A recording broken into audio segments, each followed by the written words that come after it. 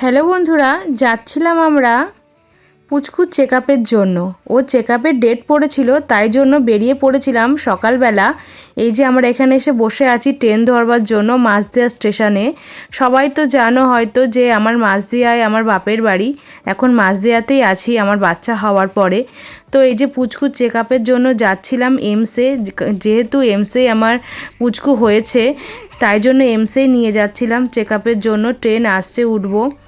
তো দেখো এখানে আমরা চলে এসেছি, তো ওয়েটিং বসে আছি বই জমা দিয়ে। পুচকুর যখন ডাক পড়বে তখন যাব। এখানে ওয়েটিংয়ে বসে আছি। আমার মা এসেছে, মায়েরও চেকআপ আছে, যেহেতু মা বিগত 2 বছর ধরে এখানে দেখাচ্ছে। মা প্রচণ্ড অসুস্থ ছিল, তারপর থেকে এখানে দেখাচ্ছে, এখন সুস্থ আছে। পুচকু প্রচণ্ড কাঁদছিল, তো খিদে পেয়েছে, তার জন্য চলে আসলাম ব্রেস্ট ফিডিং রুমে।